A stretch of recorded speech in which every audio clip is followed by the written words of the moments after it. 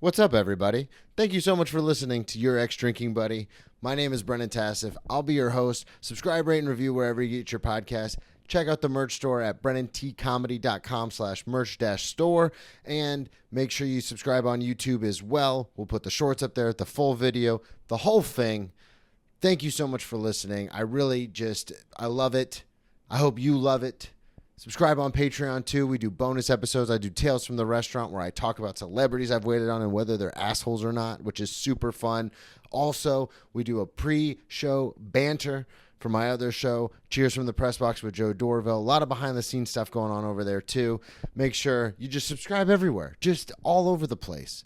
I greatly appreciate it. And if you're not leaving the mean comments, thank you for that. Maybe leave a couple nice ones.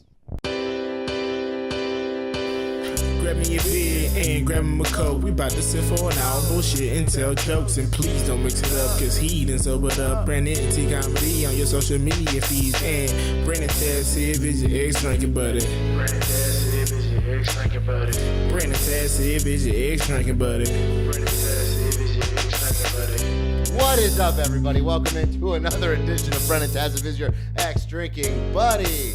I am your host, Brennan Tassif. If you're new to the program, quick rundown on the show. I used to be everyone's favorite drinking buddy. It was my favorite thing to do. Hang out with friends, get drunk, do drugs, get in all sorts of trouble, and then reminisce about those crazy stories. I am sober now, but it's still one of my favorite things to do. Hang out with somebody and reminisce about the crazy old days. Most weeks I'll be joined by a guest. This week is no exception. All the way from New York City, Nick Tornaritis. Oh, my God. It's so good to be here. Yes. What's up, buddy? Hey, man. Thanks for having me. Of course. Oh, my God. Coming on, dude. Yeah. I feel like this is a home game for me here in Astoria yes, with the Greeks. You are. I don't know if anybody could tell. Really, right now the furnace is going to go off. I don't know if anybody could tell by the last name in the show notes, but you are Greek, my friend. I know. I feel at home. Plug everything before we get too far in anything. Plug everything up front. I thought that was me at first. I was like, what am I doing? No, it doesn't. It never goes on. And then in the middle of recording, it's like my dog when I have a conference call, she starts playing with her squeaky toy. I'm like, really now? It's like the super was like, nobody wants to hear that. Plug everything up front. Social media. This will come out this week. So any dates you got coming up in the next couple weeks, anything like that, let everybody know. Okay, cool. Well, I'm on at Nick Tornaritis on Instagram. Follow me, man. I'm just around the city doing shows. Yeah, you are. Yeah. I post about shows, so you can DM me for tickets. And so it's full first and last name. Yes. Nick All right. The link will be in the show notes because I know it's a bit if you search for Nicky T, it comes up. Nicky T. That's what my friend. Oh, my friend. I know. I don't. Why did you tell me this? Well, my friends and family call me that. Nicky T? Yeah. I like that. Yeah. Why don't you go by that with comedy? Sometimes I do. It's tough. I mean, you're not supposed to give yourself a nickname, right? Yeah. So it's. Oh, I'm very aware. I've got a whole bit about it. I have actually seen your bit. Yeah, I saw it. I think you posted that clip on Instagram. I did. Yeah. So it's been interesting for me as I've become more part of the comedy community, where like some comics have started calling me that. But I don't want to be like, hey, call me Nicky T. Yeah, that's like, true. Yeah, that's yeah. weird. It's always weird, too, when you're at like a mic or something and someone comes in and they go, and like the host will be like, what's your name? And they're like, oh, I signed up under Michael, but call me DJ Poop in My Pants. Right. And we're like, right. Yeah. All right, man, whatever. Exactly. So I think it's just a snowballing. No, I like the Nicky T. Yeah. I honestly, we just found this out before the mics went on. I've been pronouncing your last name wrong forever. Because I never looked at it phonetically. It's just when I've been at shows or mics with you, people have always introduced you double T, T-O-T, Tornaritis. And so I was like, oh, super Greek. Yeah. That's got to be what it is. And then when we were sitting down, I was like, am I saying that right? And you were like, actually, no, you've been saying it wrong for you didn't say this, but in my head, this is how I heard it. I mean, you've been saying it wrong for 3 years. As I told you, I gave up when I was like 7 years old. Yeah. It's just whatever. I don't care. And people always Nicky T, baby. That's easier, right? Yeah, Nicky T. How do you spell Nicky? Are you doing N-I-C-K-Y? Okay. That's going to probably be the title of this episode. Oh, great. Yeah. I love it. Yeah, it has a nice ring to it. So. Yeah, but it's a good point. You can't be like, oh, this is... And it's interesting because, like, my name gets fucked up all the time. Like, it's Brandon or Brendan or whatever, Brian. But for you, it's like... as the last name, as like your surname, it's like this is how people find you. This is like how they'll search for you. There's a billion Nicks. Right. There's only one you. So you're like, I kind of. Well, that's the thing is I'm been on the fence on do I change Instagram to Nicky T versus keep it Nick Tornaritis, which no one can ever spell. Yeah, it's a hard spell too. Sharing Instagram, you're like, "What's your handle?" And you're like, Nick Tornaritis. And I'm like, well, you can see. One more time. The brain processing just shuts down. Well, and that's why I just do the first name, Yeah. last letter comedy. Yeah, I do that for Brennan T comedy for everything, just because I was like, oh, that's easier. Right. Because Tassif is also, people want to put I's in it and A's where they don't go and stuff. So it's just like, just T. Yeah. So I reserved Nicky T Live as a. Oh, do you have it? I have it. So I may I may switch to that. Yeah. Breaking news, everybody. Let's do the plugs one more time. At Nicky T Live on all social media. Hey, that's the episode, right? I There think we go. This was a productive already. Well, thanks for coming on. Yeah. No, but before we get too far in anything, because you sent me some great stories, I want to figure out, I ask all my guests this because art itself is pretty niche, and I have a lot of artists on, and comedy is even more niche than like music or painting or anything like that. How did you get into how long have you been doing stand-up, first of all? I started back in Boston about a year before the pandemic started.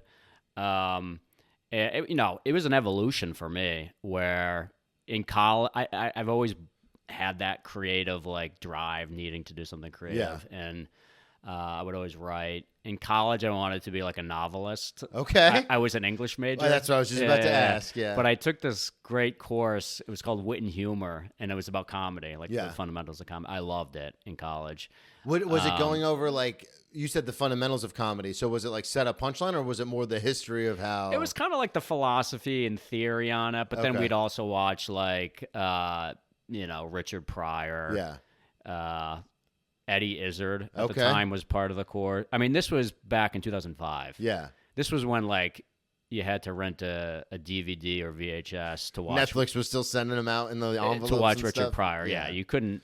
It's crazy how stand-up has just become so much more accessible. It's weird. I have younger people on because I found it through Comedy Central Presents, and I would record it on VHS when I was a kid. Right. And I have younger people on, and I'm like, how'd you get into comedy? They're like, well, it's just always around. And I'm like, the fuck are you talking about? It's always around. And they go, if you're on social media, you see comedy constantly. And it's like, oh, yeah, I never thought about that. Yeah. So I think that was like, it's interesting looking back. So I was like, I want to be a novelist. And then I started dabbling in like screenplay writing. Okay. And then, but the taking of the class kind of like that exposed you to like this is stand-up. It exposed me to comedy of course, as like an art form. Yeah. And so that was like the first. And then, I played a little pro soccer in London. Get the fuck out of here. Let's talk about that. Well, that's part of the journey, because then, I played in college, and then where did you go to college? Harvard. What the fuck is happening? Yeah. I got into play soccer. I was recruited to play soccer there. It's not like it's North Carolina and you're a basketball player. To get in, you still have to be very good. Yeah. We were really good. So wait, and did you know you wanted to go Ivy League? You're the fifth person I've had on that's a degenerate comic that's gone to an Ivy League school. This is insane to me. I went to a public school in the state of Florida. I mean, it's interesting. I mean, I'm very grateful to have gone there, but I got in for soccer. I mean, that was growing up. That was kind of the thing that like separated you from you still were like what 4.3, 4.5 in high school. I still had to take the SATs 3 times to get. Really? At the time, the coach was like, "You have to. All you got to do is like don't screw up the interviews." And they do full-on interviews. And get at least 1,300 on the SAT. So I had to take it 3 times. Wow. But outside of that, it was like, I think at the time it was like, I have 6 spots. As long as you get 1,300 on the SAT, you're in, basically. So you were that good at soccer? Yeah, I mean, don't be humble. We don't put a salary cap on life. You were good at soccer. I was. I don't know why, my earliest memories, I was like, I'm going to play pro. That was always what I wanted to do. So many questions. Yeah. We'll come back to the comedy, or we won't. I don't know. But because one of my best friends, Joe Dorval, the co-host of my sports podcast, Cheers from the Press Box, he's huge into soccer. and got me kind of into soccer a little bit. Ted Lasso obviously got the whole world into soccer. And one of my regulars is Tony Khan, who owns Fulham FC. Oh, hell yeah. Back in Florida. Yeah. Wow. So like I really got into like Fulham and like Premier League and stuff. So I understand like now that these kids start at like 9, 10, 11 years old, they go off to these like private academies to just do soccer. So for you going to Harvard, were you focused like hell bent on like when you're in high school, are you like, I'm going to get great grades, like this is what I want to do? Or was your whole mindset soccer? It was soccer. Okay. It was like fully focused on soccer. And I mean, this was back in like late 80s, early 90s. Soccer is way more evolved here now with MLS, but there was no MLS at the time. But, I got exposed. One of my coaches was Steve Nichols, who was like a Liverpool legend. Okay. Were you going to like soccer camps and stuff? Yeah, and that was like my focus. I don't know why I have this image of your father because he's Greek, like in a tank top, like smoking a cigar with the sunglasses on, being like, "Run, Nicky, run!" We would always. Basically a version of that. We would. This was the 90s. We would have like matching windbreaker tracks. Yeah, you would. And he was always my chains. Did he have chains? No, not that I remember. He would have the whistle. Yeah. And we'd be lugging bags of cones. Yeah, exactly. Nicky, come on, you gotta make it. You gotta make it. Yeah. So when you get to high school, are you already like? Did you go to private or public high school? Public. Yeah. Okay. Yeah. Were you obviously just immediately on varsity? Yeah, varsity. I mean, high school soccer was not at the level of like club. Club was where you were like exposed. I'm to, sorry. Yeah. Because where you grew up in the Northeast? Yeah, Massachusetts. Yeah, that's what I thought. Okay. So club was kind of where you would get recruited. And you'd have like state and regional teams. Okay. And so that was my focus. Were you on like the state team? Yeah. Jesus, dude, that's a big deal. Yeah. Were you close to getting recruited for the national team at all? No, I don't. Okay. I never was at that level. Probably the biggest thing before I went to Harvard was I had It's crazy. I don't talk about it much anymore. No, and I've never heard you mention it in stand-up, and I bring yeah. up FAU football every set, so this is bananas. Wait, I didn't realize you were friends with. You're friends with the owner of Fulham? I'm not friends with. That's I'm bad with boundaries. So he was a regular at the restaurant. I knew his order. I call it the Desert Island test. My listeners have heard this a million times, but I'll expose you to this. So when I tell people, oh, I'm friends with so-and-so, in my mind, it's the Desert Island test, which is if we're all on a plane and the plane goes down, if this person happens to be on the plane and they see me on a desert island, they would go, hey, I know that guy. Yeah. So that's my like bar for acquaintance or friendship or whatever you want to say. Yeah. So like Tony Khan, Keegan-Michael Key, Channing Tatum, like Louis C.K. because he's a regular at the restaurant. Like these people, I'd be like, oh, I know so-and-so. But really it's just... I wait on them a lot. All right, yeah. But if we were to get dropped on a desert island, I'd probably be the only face that they recognize. Right. It's also easier in a conversation to just say friend as opposed to explain like the whole and what I just did. Yeah, yes, exactly. Yeah, so Tony but it was a fun, like he would always come in, and because I played college football and his dad owns the Jags, we'd always talk. But there were times where like he'd be in an important meeting and I wouldn't read the room. And I'd be like, dude, did you see the fucking Ohio State game? And he'd be like, we're good. Thank you. Yeah. And I'd be like, oh. I mean, that's amazing. You played college football at where? That's Florida Atlantic University. We're on you, dude. You played at Harvard. Let's talk about that. Yeah. You're the guest here. Yeah, okay. My listeners are sick of hearing about me. So you're playing for the state team. You're obviously on varsity in high school early, but that competition is nothing. When in your mind are you like, because you said at a young age, you were like, I'm going to play soccer professionally.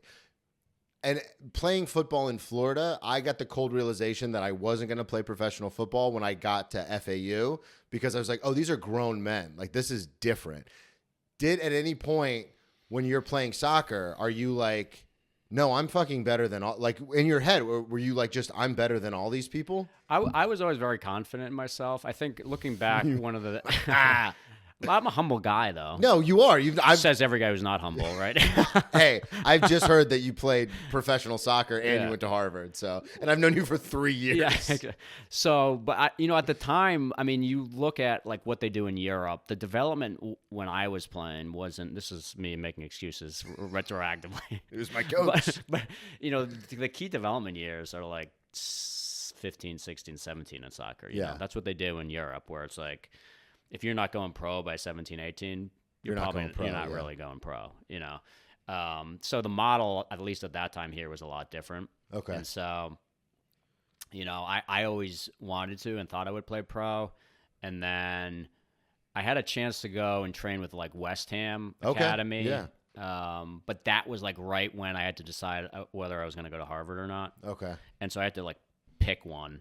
Is at the Harvard time. as big of a deal in Massachusetts since you're around it, like you're near it? I mean, it was just, you know, it wasn't good for soccer going to college. At the time, college was not like the best. It would have been better going playing soccer full time. It's like baseball. If you go to college to play baseball, then you weren't exactly like getting that. drafted. Yeah. Or at least that's what I think. Yeah, you know, what that's I've the heard. best analogy is the way baseball is here is the way it is soccer's in Europe with the farm system, essentially. The youth academies. Yeah. So were you stoked to get accepted to Harvard though? Or was it just kind of like, oh, I'm going here to play? Because leaving the West Ham thing, that's kind of I would think as an athlete, you'd be like, all right, I guess this is like my safety net versus like, I'm going to Harvard. Yeah, it was a very tough decision at the time. I mean, even now I look back and I'm like, my life would probably be way different if I had picked that route. You know? But so anyway, I decided to do the Harvard thing. You know, we were talking about this over the holiday. I remember I applied early to Harvard in BC, Boston College at the time. BC had a good program at the time. And I got into Harvard right before Christmas. And I remember being like, to my mom, I was like, you know, BC has so many hotter chicks. and she was like, yeah, you're going to Harvard. Because I was I was like 16, 17 years old. Yeah, of course. Yeah, I was like, BC is more of like a party school compared to Harvard. for sure. Yeah. So when you get to, so I want to ask you, I want to dovetail this into the theme of the show, but were you like a party kid in high school? Because I'm going to lay it out. I don't understand the dynamics in the Northeast of sports. Because where I come from in Florida, it's football and then everything else. It's very much like Friday Night Lights in Texas is how a lot of places are in Florida. Now, there are schools that are known for baseball or known for weightlifting or known for swimming. But if your school's good at football, everyone in the state knows it. So in the Northeast, I know basketball is like a really big deal, and baseball they like a lot more than we do in the South. For you, where is soccer like on that? Like, are you like the cool hot soccer player in high school, or is it kind of like you guys just hang out together? Or like, what is it like popularity rankings wise? Where is soccer? Are you trying to get me to say out loud I was the cool I want guy? you to be the guy in the tracksuit wearing the sunglasses with the chain and the full beard at like 14, and everyone's like, "That's Nick. That's Nicky T, man." Please tell me that's what happened. Yeah, sure. Yeah. Wait, is it really what happened? A version of that, yeah. But, you know, I was always really sheltered. My parents, you know, I was pretty sheltered. So I started getting into the social scene a little more like in the senior year. My school didn't even have a football team. Okay. So I also played basketball, like varsity basketball. Of course you did. And that was... You're an athlete, baby. Yeah. And we went to the state finals, Oh, actually. my God. Senior year, which was just such a blast. I mean, that was so fun. We played this team, Charleston, which at the time... Fuck Charleston, dude. Yeah, they beat us in... I know. Fucking... Fucking kidding me, dude? They had this guy who was going to Florida at the time on scholarship, so he was nasty. What year was this? This was 2002. Okay, yeah. So Yeah. he would have been around for those national championships and all that kind of stuff. They were nasty, so they beat us in the finals. But so it was like basketball and soccer were the two big things in the town at the time. So how old were you when you first drank? 16 or 17. Okay. And was it at like a high school party, or were you just like experimenting at home, or were you like... it would have been at honestly, I don't even... Do you remember the first time? Like I remember it, and the listeners have heard that story a million times. But I didn't I'm trying drink. to remember. I don't know if I remember like the exact first time I want to ask because... drunk. But it would have been like with friends. Like Yeah, high school okay. friends. 'Cause At a house party or something, yeah. Were you around, because the Americanized version of drinking, it's like extreme. It's like party, rage, like the movies like Project X and Old School, like we were talking about. And those kind of things always portrayed as like this like crazy party atmosphere. But your family's from Greece. You're second generation or first generation? My Parents or grandparents? My dad's from Cyprus. Okay. Yeah. So you're first generation immigrant. So for you in that European culture, drinking is a lot more like, you just have a glass of wine with dinner or something or whatever. Definitely. So for you, was it not as like, oh my God, we're going to drink? Was it more commonplace, or was it just not as like crazy as it was for us? No, I got into the American binge drinking culture. Okay. Yeah, heavily. Okay. Yeah. Let's talk And about it didn't help my soccer, you know. Well, that's what I was going to ask, Yeah. because when I played sports, because I have an addictive personality, so when I played sports, I could let it rip, but it was only like 1 or 2 days a week. And I've talked about this when I got to college. It was like Wednesdays and Sundays, because we had walkthroughs on Thursdays. Fridays we were basically off, and the game was on Saturday. Friday was a travel day, and then Sunday we would have a scrimmage in the morning, but then we would be off on Monday. So like those were the 2 days I could like get after it. Yeah. But that was it. And then when I stopped playing, I was like, oh, I can do this every single day, and I would just drink constantly. For you, did you have like a set, because soccer's obviously the most important thing. Yeah. So did you have like a set schedule where you were only partying on certain days, or were you showing up to practice like, Nicky T got into it again, huh? Oh, I mean, we had at the time. I don't know if you guys had the 48-hour rule, where there was no we didn't have no drinking before a game 48 hours before. Okay.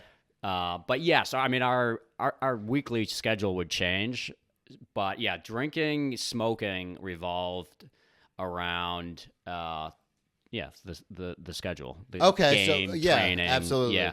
So you guys actually training, remembering we didn't smoke during the season. So then, like, once the season was over, we started smoking. Okay.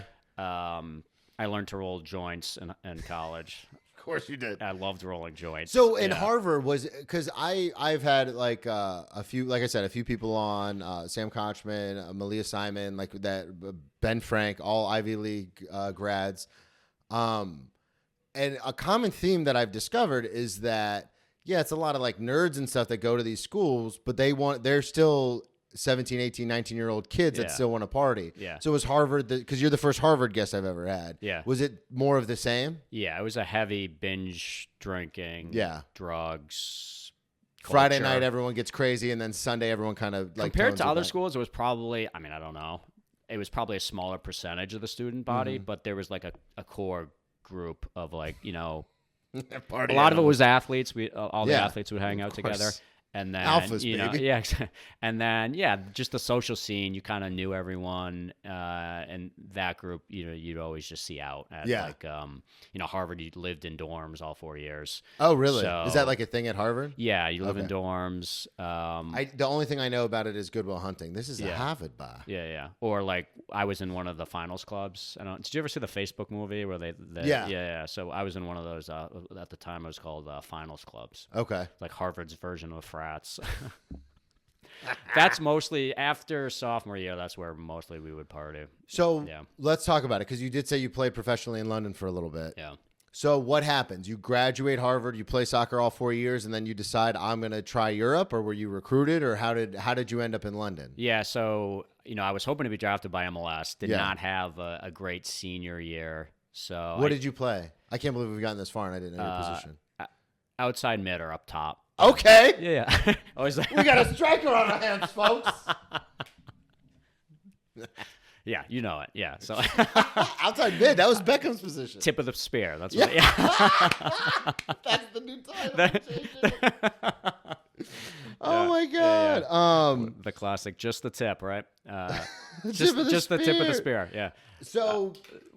What do you say you didn't have a great season? What were we talking like? Like I had a good 12 goals, 15 goals. How many games do you guys play in a season in college?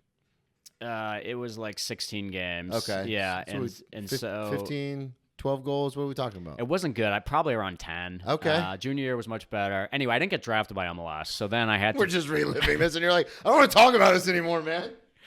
I don't even remember my stats. Do you remember your stats from? Yeah, 0, 0, 0, 0, 0, 0. 0, 0, 0.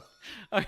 Well, that's. I never touched that. I touched the makes field it for easy. I touched the field for like special. This is Division I in I know. football. I'm impressed. I'm dying to ask you so many questions. I was a practice squad guy, man. I got there. I was a preferred walk-on, so they paid for like my books and my meal plan. I was on a partial scholarship, basically. But we call it a preferred walk-on, but a lot of people don't know what that means.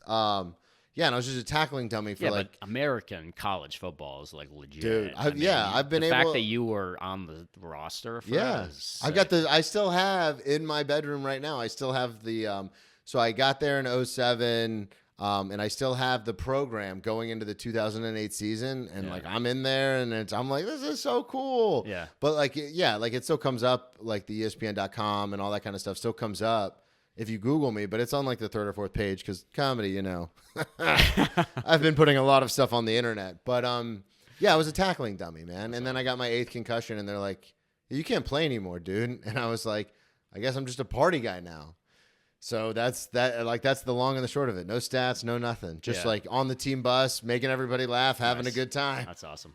So for you, I had a lot of concussions too. Yeah, the headers and stuff. It's a big deal. Yeah. Banging heads with people, trying to get balls and stuff. Yeah. Tip of the spear. Exactly. But yeah, I think I probably got worse in college just because partying. I got interested in other stuff. So my focus drifted a little. Yeah. I just wasn't as focused. I had a college girlfriend. Yeah. So you did not get drafted. I did not get drafted. That's such a cool thing, though, to be like, maybe I will, maybe I won't. Yeah, it was good. And then I went to Europe. My coach at the time, he had played in Europe, and he was, he'd been on the national team and everything. So, I went over there and played a few low-level clubs, and then. What are we talking about? Champions League, National League. Oh, I wish, man. Level A. There's so much money 1. over there. If I'd been at that level, I wouldn't have come back. That's soon. true. Yeah, that's true. I had a lot of injuries, and I just stopped enjoying it, having fun. That's a huge thing. Once you stop liking it, it's kind of like work. So I came back here and joined the corporate world, and that was a tough transition. Yeah, what is that? Talk about that, because when I stopped playing sports, look, I'm still super competitive, and it gets me in trouble a lot. Yeah, like not like actual trouble, but like I get into arguments with people because I'm like, no, I'm right. You're definitely wrong. And my competitiveness will take over. And I'll be like, no, you're like one time I called someone at work fucking useless. And I was like, you're not allowed to do that. And I'm like, okay, my bad. So for you, because now you've played it, like I was in college. So like it was easier to be like, oh, now I'm just the party guy. Yeah. And then kind of transition into what my life would become, which then, rehab, I get sober. You know the story. But for you like played it like, I don't care what anybody says. Professional soccer, well, even if it's at the lowest level, in London, it's still professional soccer. Yeah. In Europe, where they care about soccer more than anything in the world. So for you to come back and then have to sit behind like a desk, was that like talk about that? What was that like? Yeah, it was brutal. I mean, I coped with it by drinking a lot. Okay, that's where I was hoping you were gonna go. Well, I was like, let's put a bow tie on this, huh?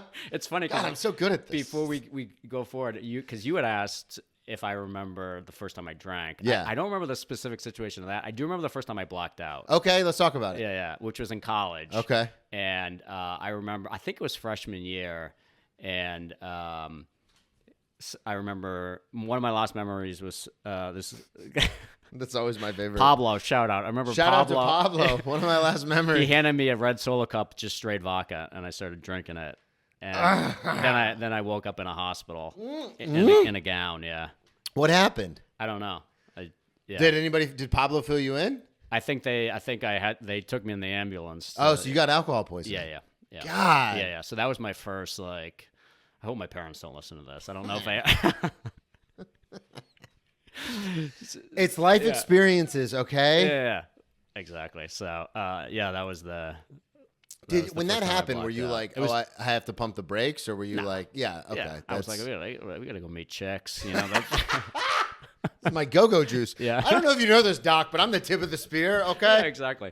Wear my clothes. Get me out of here. It's funny when I tell people that I've had alcohol poisoning 3 times. And the 2 times were before I was ready to get sober. Yeah. And so people were like, wasn't that like a wake-up call? And I was like, no. I AMA'd against medical advice, walked out of the hospital, had my friend pick me up, and I was like, can we go to the liquor store? Like, I need a drink. Well, yeah, hair of the dog, baby. Yeah, I was like I was a junior in college. Yeah, I was like, let's fucking go, man. Yeah, exactly. These doctors are quacks. Yeah. Hey, it's the off season. Cut me some slack. It's the off season. Hey, I could see if this was a problem in season. But Yeah, then you'd have an issue. But you're Yeah, like, come come on, on, this is off-season. we're just having a good time. yeah. That's Yeah. awesome, dude. Yeah. So when you get to the corporate world, do you move immediately to New York, or do you move back to Boston? Yeah, or so I moved back to Massachusetts? Boston. My girlfriend was in Boston, and I, You guys stayed together even when you left for Europe. yeah, long distance. I mean, it was like How long were you there? in London, like a year. Okay. And she, it was that relationship. That was like a long-term relation. That was my college girlfriend. We ended up getting engaged, and it didn't work out. But we were together for like 8 years. Oh, wow. And so yeah, I came back, and I was thinking of going to law school. I had no direction really. I was like, maybe I'll go to law school. You got that Harvard degree. Worked as a paralegal. Okay. It was the most worst. brutal. I mean, we would do Irish car bombs at lunch to Cope. cope. Yeah. And then, it's funny, looking back, did you ever watch Mad Men? Oh, yeah. That show really got me into that lifestyle of yeah. get home, have Couple martinis. one cocktail, and then many more. Yep. So, Yeah, that whole drinking during the day. And it's interesting, too, because I've known people growing up who were in sales, and that was the job.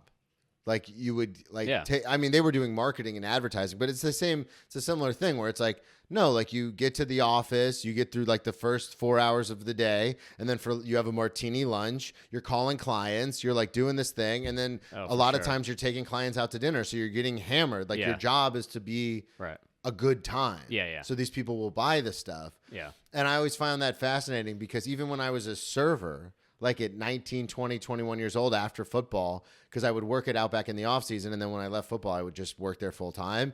And I'd be like, I used to always be like, I'm John Hamm in Mad Men, man. I'm selling, baby. I'm selling. Don Draper. Yeah. I wanted to be Don Draper. So just getting drunk in the back of Outback being like, I know. You guys want to upgrade to a filet? Look at yeah. me. I'm Don Draper, baby. Yeah. So fucking stupid. Dude, everyone wanted to be Don Draper back then. But yeah, I did not deal with that corporate world well because it was just, you go from pursuing your dream to fucking checking documents. I remember one attorney would come in and be like, "Hey, you shouldn't wear those socks." And I'm like, I'll wear them. I just had. I'm Nicky T. All right, I'm the tip of the spear. I'm going to wear the socks. Yeah, exactly. So how long were you in that kind of environment until you decided to okay, I'm going to pursue stand-up now? Or have you been doing stand-up this whole time? No, I mean, that was... Because you said you started in Boston, so I assume it was at Harvard. Yeah, no, I was many years away from stand-up at that point. Okay. This was... I got laid off from that job during the 2008 crash. Okay. So that, that you remember that, obviously, that financial crisis. And that's when I got into sales. Okay. After that. Yeah, you did. Yeah. Oh, yeah. Dude, you were good at sales. It's been very good to me. I never thought You're good at sales. I have been. Athletes are naturally competitive people. Yeah. We're good at sales. I never thought I would do it, and then once I started doing it, I was like, oh, I like it, and I'm good at it. So, yeah. But that first company, man, motherfucker. We had so much fun. That was my first sales job at a up and coming tech company. Yeah. 2009. Yeah. Before people know what an app is. Dude, they would give us corporate cards. Yeah, they would. Idiots. You didn't even have to submit a receipt at the time. We would just basically every day. This is after drinking. the crash, too. Yeah. He's no, let it rip. They were like a darling in the tech world in Boston. God, so that must have been a blast. Oh my God, so much fun. It was just nonstop. Work hard, play hard. We worked hard, but we had a lot of fun. Yeah. Yeah. God. So when you said you were a few years away from stand-up, let's fast forward a little bit. When did you finally be like, okay, I want to do something creative again? Yeah, so the evolution was, I was dabbling in screenplay. I was taking acting classes even throughout that whole my 20s when I was working. And I relocated to Philadelphia. Was this for the job? For that company. Okay. Around 2011. All right. And what got me into stand-up was a buddy of mine was like, one of my favorite comedians is Greg Giraldo. So I started listening to Greg Giraldo. Had his son on this podcast. Amazing. Yeah, exactly. And then what happened was... and you were working in a paralegal office, so you could probably relate to... Because he was an ex-lawyer, so he talked a lot about that kind of stuff. Yeah, exactly. What happened was... This was right when Pandora came out. Oh, yeah. And so I would drive from Philadelphia to Boston to go home, see friends, which is like an 8-hour drive. And I would just stream stand-up comedy on Pandora. Okay.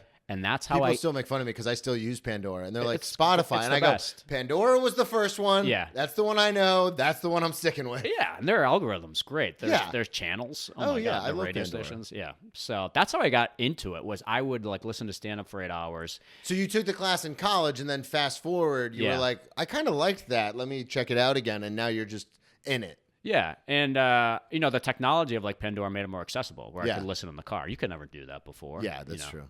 You have to buy the CDs. You'd have to buy the CDs, and but I noticed I would listen to stand up for 8 hours, and I would come hang out with my buddies, and I'd just be funnier. you Yeah. know? And I was like, oh, that's interesting. Being exposed to stand up, you start making people laugh, and I really liked it.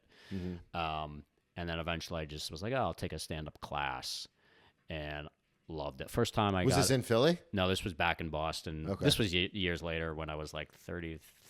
I don't even remember at this point. In your 30s, early 30s. My early 30s.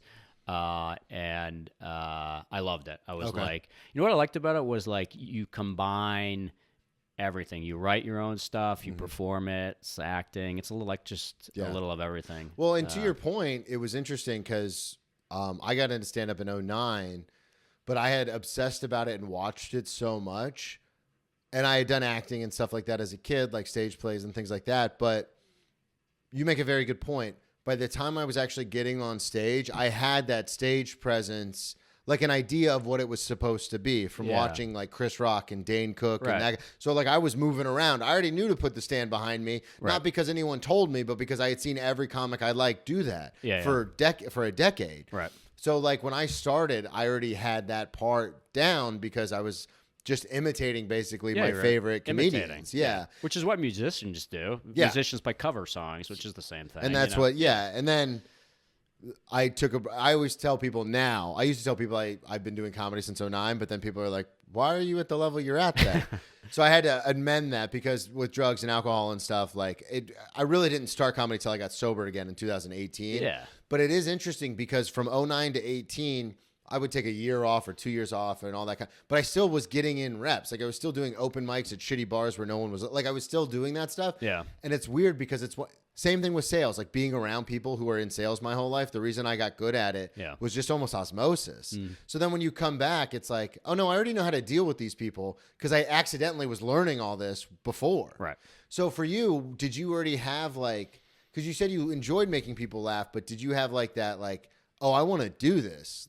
Because you had listened to it so much and all that? Absolutely. Like after listening to it and Geraldo and Bill Burr, and I was like, I want to do that. Yeah.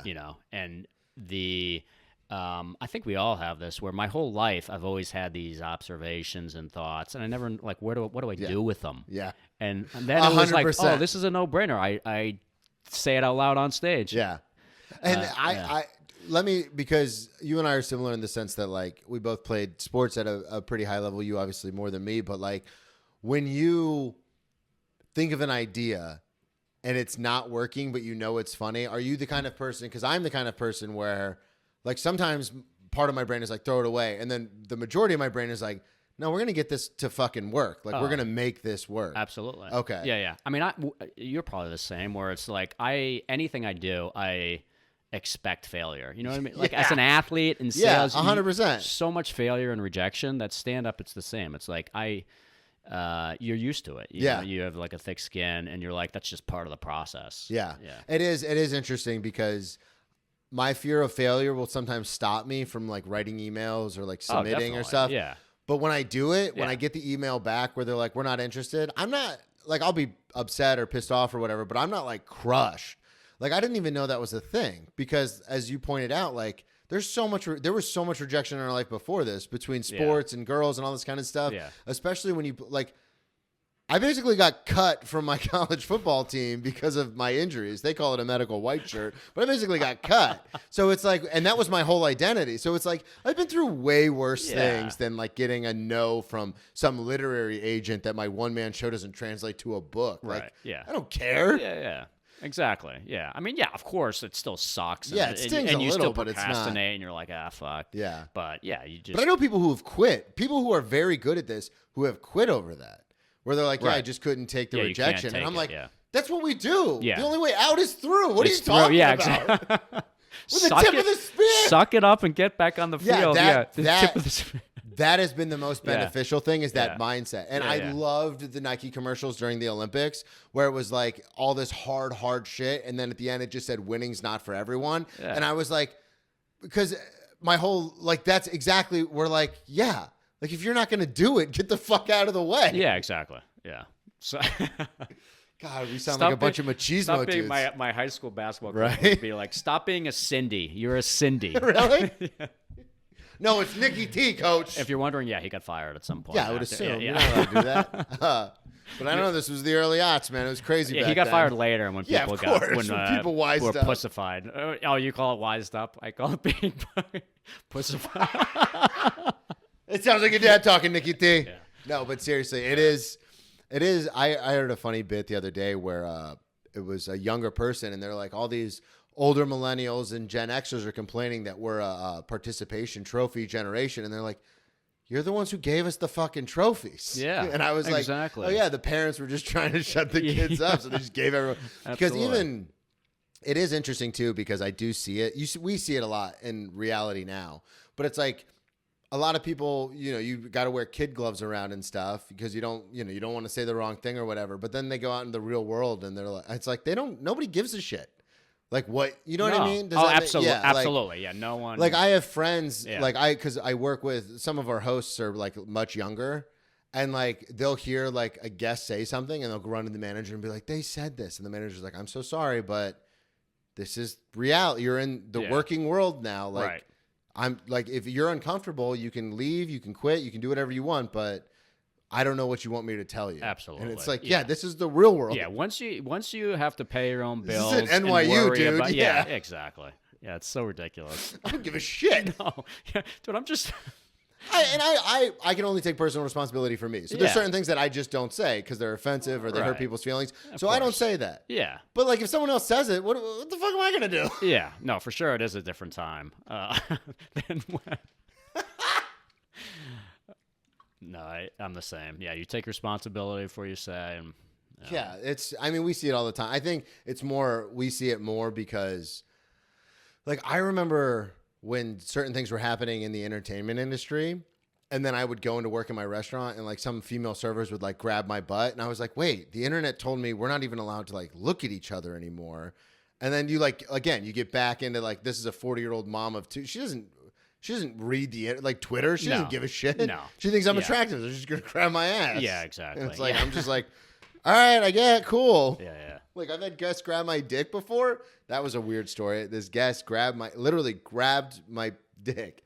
And Man or woman? Man. And the chef saw it and he goes, why are you letting him do that? And I was like, I was like, I guess I could say something. And I told my manager, and my manager was like, okay, do you want us to kick him out? And I go, well, he hasn't tipped yet. Let him stay. Yeah. Let him stay for a little bit. And then he left me 10%. I was like, fucking, we should have kicked his ass out. Yeah. That's the leading indicator. You're like, Yeah. It's like, that's oh, man. Life is Wow. weird. Life is wacky. So that's good customer service. yeah, well, what are we going to do? Yeah. So for you get into this new job. You start doing stand-up in Boston. You take the class. And then, because you still do sales now, correct? Yeah. Okay, that's what I thought. So what was the transition to where you decided I'm going to move to New York and I'm going to keep pursuing comedy? Because obviously the company you're working for, it's got you in Philly. And then you go up to Boston to do stand-up. So like, what is the catalyst that like... Yeah, so the timeline was, I started in sales in like 2009 and then was in Philadelphia for 2 years, moved back up to Boston. Then in, I got married. Mm-hmm. This whole time drinking heavily, Yeah. partying, a lot of tequila. And then I didn't start stand up until like I think it was like I think I did the class in 2017, and then, and then 2018 is when you was end of 2018 when I separated with my ex-wife mid 2018. Okay. And then I started really kind of in Boston consistently at the end of 2018 doing like mics. Okay. But even then I wasn't able to get up every night. Yeah. And then so 2019 was like the first full year where I kind of was like, You were like, I'm doing this. I was going through my divorce and that like saved me. I was like a great distraction. I remember a lot of that material. Yeah. There you go. And then, the pandemic hit 2020. We dealt with that. And then When did you get to New York? Summer 2021. Okay. Yeah. Yeah. So we got here at the same time. Yeah. That is. Oh, that- really? Yeah. Oh, Because okay. I moved in July of Yeah, 2021. yeah. Yeah, Because that we were sounds right. supposed to move in 2020 and the pandemic hit, so it got postponed. Yeah. So we got here in July of 2021. So right around the same time as you. Yeah. So a few guys from Boston moved here, and I was like, you know what? I mean, it's a good time to relocate now because then coming out of the pandemic, Were you still with that same company? I was, yeah. Okay. Yeah. So Yeah. so that's awesome. Yeah. It is I always find this interesting because a lot of times with people in our situation, it's like, well, I want to pursue comedy. And you, much like me, were like, well, I want to do it at the highest level, and that's New York. Yeah. Because that's how we do it. Tip of the spear. Yeah. Nate over here. So for you, what was the situation? Because when I got sober and I was like, I got back into comedy was it. Like I didn't have a day job. Like I worked in restaurants. Like I didn't have. Yeah. And I, to a lesser degree, still have that where people are like, oh, you have to quit your job because it's at night. It's like every break I've gotten since living in New York is because of my job. Because my regulars are some of the biggest, most famous, most influential people in and around comedy and show business. Like I didn't get to play the cellar because I was going to open mics at Greenwich Village. Right, yeah. Like I was able to do that room because I met someone who hosted a show who put me on it. You know what I mean? Yeah. So for you, because working in the corporate world, working in sales, it's a little more flexible than like a 9 to 5. But when you get here, do you have to make a decision of like, okay, I need to like cut back at work to pursue stand up, or were you able to make them both work? Yeah, I made them both work, and I still am. Where sales is good because a lot of sales jobs are remote now. Yeah. And so I'm able to do that during the day. Okay. And then at night Just do comedy. crush it at night. Yeah. So And you've I'm been fortunate. touring and stuff, and you've been traveling. You've been doing good. Yeah, and that's the good thing. I mean, I'm very fortunate. The sales jobs I've had are, you do them basically from home, Yeah. virtual on the phone. You see clients when you have to, Yeah. but it's very flexible. When they gotta pull in the big When you guns. got, as I always said, get me in a room. Yeah. That's, You laugh, but I actually was that way. I grew up Yeah. in a very old school kind of house. And so I remember when applying for jobs transitioned to completely online. And I was Yeah. like, I don't like this at all. Like if I'm in a room, I can convince almost anybody to give me a job. Right. But like just on paper to paper, it's like, I don't look nearly as good as some of the other applicants. And I Yeah. mean, I'm talking restaurant jobs, but like the place I work at now, it's fucking hard to get that job. Oh, I believe it. And I yeah. got that, like, we get stacks of applications, and a lot of times it's like, if you don't know someone who works here or don't have someone who's going to vouch for you that we know personally, we just throw them away. So it's like, I've always been like an in the room guy, but you guys don't do that anymore in sales. A lot of it still is just Is it? networking. That makes me happy. I mean, yeah. I mean, you submit stuff online or Yeah. leave a resume somewhere. The odds of getting an interview is a lot lower than Yeah. if you know something. It's Just- like that with anything in life. That's another big reason why I don't Yeah. leave the restaurant, because it's Yeah. like I, again, can Yeah. make a lot more connections working here than Yeah. I can doing an extra 3 or 4 mics a night and then working like a brunch spot during the day, Yeah. barely scraping by. It's like, nah, I'll stick with this. I can make my rent in a weekend. I'll stay here. Yeah, that makes sense. Yeah. So no, the job has been good, and it's helped. It's flexible enough where I can pursue stand up. That's awesome, dude. Yeah, Well, let's talk about it. You sent me a couple of stories that we want to get into. The first one I want to ask you about is your headshots. Okay, yeah. So this was, I guess the moral of the story is, don't do headshots when you're going through a divorce. That's awesome that you're Yeah. like, I'm moving to New York. I'm going through this divorce. You know what I need? You know what I need to be more professional? Some headshots. So I actually did them in LA. Wow. This was back in, right before the pandemic, honestly. End of 2019, I believe. So you're doing comedy. I was in LA for work, and then I stayed to do, I think I had a show and maybe a few mics. Yeah, you did. And I did, I hired this great photographer who, she was going to do the headshots, but she also like helped me go buy clothes. Oh yeah, okay. For the shoot, Yeah, right? what you need, yeah. Yeah, and then so at this point I'm drinking heavily, right? Yeah. And In sales, going through divorce makes sense. All checks out. exactly. So, we do the shopping, whatever, and we're gonna do the shoot Saturday morning, the next morning. And as we're leaving, she's like, "All right, just don't drink tonight." You don't want to be bloated for your shots. Yeah, you don't want your face to be puffy for the shots. She's like, "Just don't drink." So I'm like, "Yeah, don't worry, I won't." So we leave, and I immediately go to the bar and start drinking. Because part of it was this girl I'd gone to college with. She was living in LA at the time, and we were planning on meeting up. Yeah. So long story short, I met up with this girl. Just got obliterated. Just get hammered. Whatever. I spent the night at her place. Headshots are at like 9 a.m. the next morning. By the way. Yeah. So, you got to get the good lighting. Yeah. So I'm like, whatever.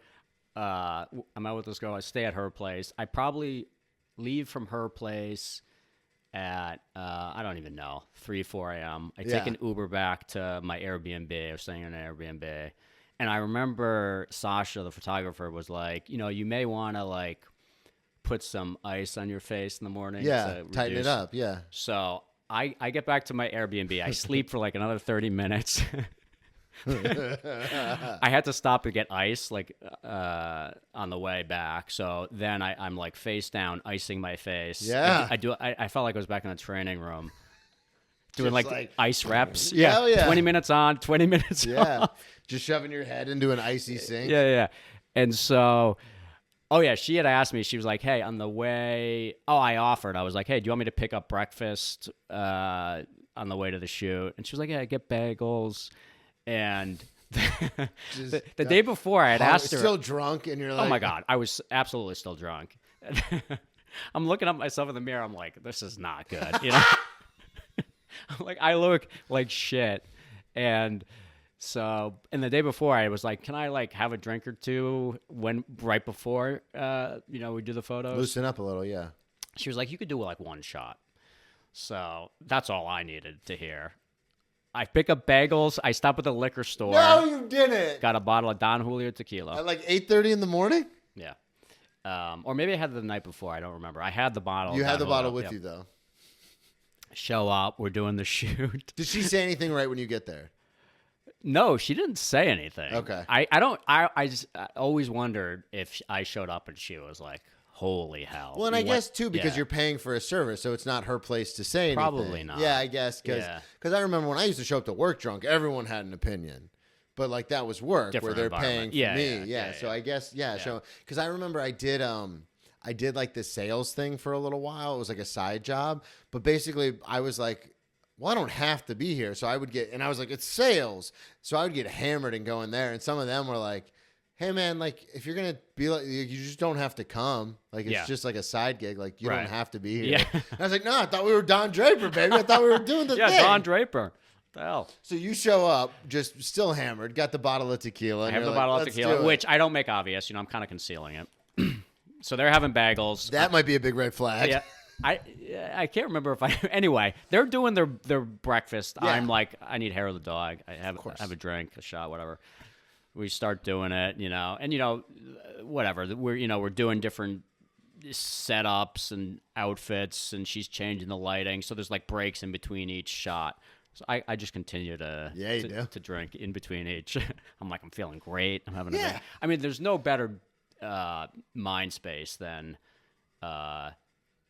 being hungover, feeling like shit, then starting to drink. It's like a day off it's like you didn't anticipate. It's like elation, yes. at least for me. I agree. I it's get the elated. best.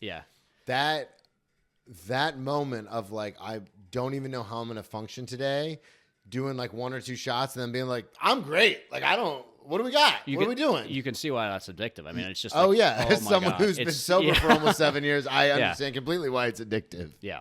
So, I'm feeling great. I'm like, this is amazing. And it's cool too because you're new enough into comedy to where it's still fun to be like basically on a set, like on a shoot. Oh, it felt like awesome. Lights are there. There's a professional. You're like, we're doing it. This is cool. Yeah, and my life was a mess at the time. Yeah, going through a lot of shit, and I was like, oh hell yeah, I'm actually pursuing this dream. I'm doing it. I'm in LA. I'm getting headshots from a professional. So yeah, it was awesome.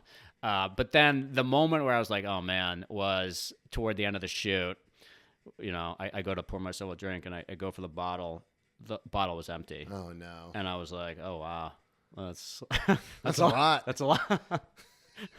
That's a lot of tequila. I remember just sliding it into the trash can. Suddenly, yeah. How did the shots come out? I still use them. I mean, the shots. Really? So they came out pretty solid, all things considered. Shout out to, what was her name? Sophie? Sasha Knopf. Sasha Knopf. Yeah. True professional. She did an amazing job. She's in that Adobe Lightroom Yeah. making miracles happen. Yeah. So, but that was. That's insane. I know. I thought you were going to Yeah. be like, oh, I got him back, and like my eyes are like 3 sizes too big, and my jowls are all, and you're like, nah, it looked great. She did an amazing job. Really, the credit must be to her because Yeah. I was a mess. Yeah. You're just Yeah, hammered, like yeah, walking yeah, around, yeah. like, what do you do, lady? Nick, back to set. Yeah. Hang on a second. Yeah. I'm making deals over here. I don't know if you know this, but I am the tip of the spear. Yeah. Just falling over. What happened with Which is funny because one of the outfits was like a Boston type outfit. Yeah. So I was like, oh, do yeah. you fall in? Because are you from Boston proper, or are you from the area? Yeah. Like my girlfriend's from Sudbury, but she just says Boston because it's easier. Yeah. I was when I was born on the North Shore. Okay. The North Shore kid. Fucking Beverly good. Beverly Hospital. So you can do it. I know. I'm sure you've heard this story, but when I went to rehab, my best friend, shout out to Brendan, was from New Bedford. New Bedford kid. So yeah, fucking wicked tuna. Yeah, all that dude. stuff, Obviously, heroin problem coming from yeah. New Bedford. Sure. That's Talk good like stuff. this. So the entire time we were in rehab for I was there for almost 2 months. For the first month, I talked like this, and we convinced everybody there we were cousins. Yeah. And then one day I was talking like this, and then I was like, "Oh, that was just a thing. I was just doing a thing. That was a gag. Yeah. It was a bit. I was running bits in Running rehab. bits, You know We're getting ready. what happened with the twin drinking thing? Yeah. So I have an identical twin. We look. Do you really? Yeah. I'm learning so much about you, yeah. Nicky T. Yeah. So we're born up in Beverly Hospital. My parents didn't even know they were having twins. Okay. Well, I that's come out, interesting. the doctor's like, there's another baby in there. We're like, holy hell. So That's as a twin. That's fascinating to yeah. hear. Yeah, exactly. So, the drinking story was I always say, I feel like the worst time to walk into a bar is when right after your identical twin has just been kicked out Oh God. for being too drunk, which is what. Is that what happened? Yeah. You got kicked out? No, my brother He did? got kicked out. Literally 10 minutes later, I walk in because I was running late. Yeah. And where they're like, no. Oh my God, the bouncer threw me up against the wall. He was pissed. He was like, what the hell are you Were doing? you relatively sober? I Were was you completely sober. I Yeah, hadn't you were had- like, I hey, hadn't whoa, drank- yeah. what's going on? I have a brother. I have an evil Luckily- twin brother. Yeah, exactly. Which is what you would say if you're trying to get back into the bar. 100%. Yeah, I have an identical twin brother. Oh, you met Jeff. Yeah, That's you're like, Jeff. no, I swear to God. I have a twin, but it's a Yeah. sister, but I have used that to Yeah. get out. I'm like, you must be talking about my twin. Yeah, exactly. So some of my buddies were there. They finally convinced them somehow that they're like, no, like they're actually identical twins. Yeah, you don't realize he's wearing completely different clothes Yeah. and stone sober? Yeah. To the point where we made the establishment feel bad. So they gave me free drinks the rest Oh, of the night. really? Yeah. Yeah, because the bouncer almost executed I you. know. Yeah, exactly. I was getting free drinks. My brother's out by the dumpster, passed out. Just throwing up. What? Yeah. So because this is a question I get a lot as a twin, but did your brother also play sports? Yeah, we went to Harvard together. We Really? Did played he play together. soccer, too? Yeah. What position did he play? He was more central mid. Okay. Yeah. I thought you were going to say the other side. He was so the- like he two was striker kind of It was thing. a double tip spear. That's- I watched a documentary about that, if you know what I'm saying. yeah, he was central mid. Okay, Yeah. so Yeah. you obviously more the star of the show. Sure. I mean, yeah, you're the striker, baby. Yeah, That's yeah. what I mean, he didn't say it. I said it, so don't get Yeah, mad. there you go. Yeah, I don't want your Our brother illustrious to be, host. Yeah, I don't want your brother to be like, the fuck? Yeah. Yeah. It's all good, Tony. Yeah. Tony! Hey! Tony, hey. What happened at Hustler Club? So Hustler. Have you been to the Hustler Club? I've been sober for 7 years, Nicky T. No, I've not been to the Hustler So Hustler Club, it's a strip club on the west side here. Not that there's anything wrong with being sober and going to strip clubs. I just don't do it. This was a few years ago, and I had a couple married buddies that were in town for Yeah. work, and it was like Tuesday night, right? And whatever, we go out drinking, and at the end of the night, they're like, let's check out the Hustler Club. Let's check it out. I'm like, all right, fine. And whatever, I didn't want to go, but, whatever, they're in town. All right, fine, I went alone, all right? Just to pull it out of me. I went by myself. Yeah. I used to do that when I was drinking. I used to go to strip clubs by myself. No, we went, whatever, it was kind of dead, and... You're like, compared to the other nights that I go there, it was kind of slow. I'm there like 2 or 3 times a week. Yeah, This time it was slower than normal, I got to be honest with you. You walk in, they're like, Nicky! So whatever, we ended up just sitting in the chairs and talking with some of the strippers, and one of them, she's sitting on my lap, and we ended up FaceTiming her grandmother. Which is, wait, what? Yeah, never done this before. And obviously everyone's like drinking, having a good time, and then because whatever, I'm like, we're just chatting, and we're talking. I don't even remember. I'm drunk. How it came up. She ends up FaceTiming her grandmother. We're talking to her grandmother. Who's probably like 35, 36? Yeah, exactly. Well, she was stripping on the other end, so no. So that was just a joke. All right.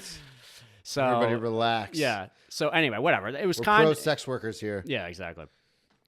So whatever, the night ends, whatever. So the whole this always happens to me. So swear to God, the next night, oh no, I'm on a date, right? Oh, and we no. get in an Uber after the date, and it's where do you think we drive by? The Hustlers Club. The Hustler Club. We're going up the West Side Highway, and as we're going by, the girl looks out the window and she goes, "Oh, who the hell goes in there?" Who the hell? And hey, Cinnamon was very sweet. Her grandmother was the best. And so I'm sitting there, like, well, Is this someone you had been seeing, or is this like a first date kind of? I think it was thing? like a second or third date. Okay, yeah. We're going back to her place. Yeah, of course you are. So, I just been there the night before. She's like, "Oh, who goes in there?" And I'm like, scumbags for sure. I thought you were going to pivot the other direction and be like, I actually enjoy those establishments. Well, yeah, because there's a moment where like, should I just tell her or should I be? I'm like, what? But you could read the room. You heard the tone and you were like, bags go in there. Terrible. I don't even know how they're in business. Yeah. It's crazy. So, but then she goes, would you want to go in? I've never been to a strip club. Oh, really? Yeah. So she changed her tone very quickly. Yeah. So I was like, yeah, sure, whatever. And we like pull over, we go to the front, and the bouncer's like, "Hey, Nick, welcome back."